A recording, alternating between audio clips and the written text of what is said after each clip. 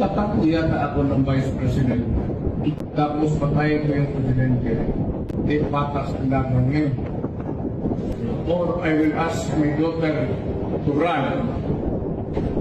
And I will run as Vice President. Tapos sabihin mo,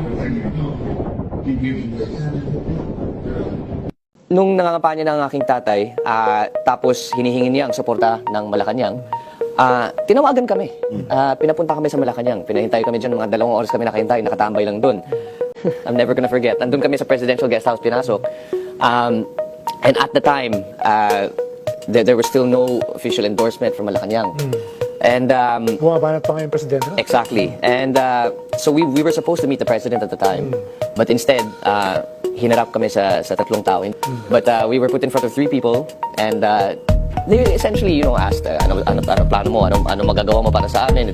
He's a sitting official now. Sinabi niya kay Pangulo na, sige, suportahan ka namin on the condition that kami yung mamimili ng ES, kami yung mamimili ng Speaker, kami mamimili ng Senate President, kami mamimili ng Secretary, basta marami silang hiningi. I can imagine. When we left the palace, tumingin tatay ko sa akin.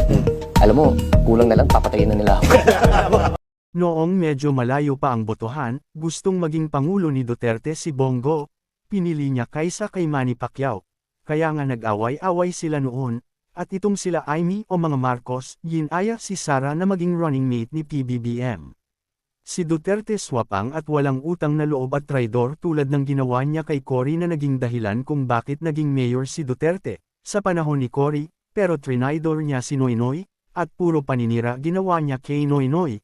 Ngayon sabi ni Duterte malaking utang na loob niya sa mga Marcos, dahil kung di raw sa mga Marcos di siya naging pangulo, ibig sabihin maliban sa financial para sa pagkampanya, ay mga boto ng mga loyalist rin, kaya naging dahilan upang ipalibing niya si Marcos Sr. sa libingan ng mga bayani, kaya lang dahil sa may manok na si Duterte para pangulo na si Bongo nga, at ayaw niya talaga kay PBBM, na pinapalabas niya pang ang drug addict si PBBM, kaya si Amy Marcos o ang mga Marcos ay inawitan si Sara maging running mate, natural libre rin ang gastos sa pagkampanya, tulad ng ginawa ng mga Marcos sa pagtulong kay Digong Duterte, kaya galit na galit si Duterte kay Sara, nag-away pa nga sila ni Sara, ngunit nilambing siya ni Amy Marcos, kaya nagpakita siya ng pagkalambot, siguro naabotan uli ng kung ano, pero dahil sa ayaw niya talaga kay BBM kaya madalas tinitira pa rin ni Duterte si BBM.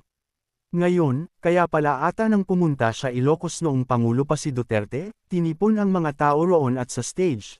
Sinabi ni Duterte, na ang mga opisyales raw ng kabinete niya ay halos lahat Ilocano na, nagpaparamdam siya na okay na si BBM sa kanya.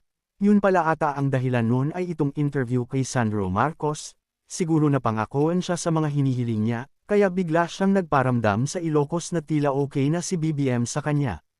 Ngayon kung mapag-isip-isip nyo, halata sa isang video, na ang pag-uusap dyan ni Duterte na nakikinig nga si Hanilet, ang pangalawang asawa niya, halata na ang pag-uusap na yan ay tapos na ang usapan ni Sara at ni Amy, planchado na, kaya si Digong ay nag-isip ng reverse tactics. Dahil nga malabo na si Bongo, kaya tila kakalabanin niya na lang si Sara sa pagka-vice president, at yayariin si BBM, o kaya aalukan niya na lang bumaliktad si Sara bilang katandem ni BBM, na at magkandidato na lang si Sara ng pagkapangulo at siya ang katandem, kaso di ata siya sinang-ayonan ni Sara dahil libre ata lahat ang alok kay Sara.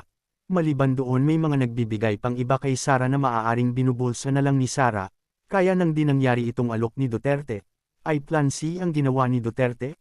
Pinakausap niya sila Sandro at BBM, siguro napangakuan ni sila Sandro, kaya lang tila atubili, dahil sabi nga ni Sandro sabi raw ni BBM sa kanya, sa mga hiniling raw tila parang papatayin na raw si BBM, kaya papano man napangakuan pa rin yung inutusan ng mga tao ni Duterte, kaya yun pumuntang Ilocos si Duterte pinaramdam sa mga Ilocano na okay na si BBM sa kanya, pero alam natin na si Duterte ay traidor, na kung ano ang unang binalak niya kay BBM yung pa rin ang gagawin niya, dahil baka mabulgar o babagsak ang pagka-drug protector niya, ngayon siguro yung sinabi niya kila BBM ay di napagbigyan ni PBBM, kaya yun mas higit pang plinano nilang pabagsakin si PBBM kahit sa kung anong matinding paraan na maisip nila.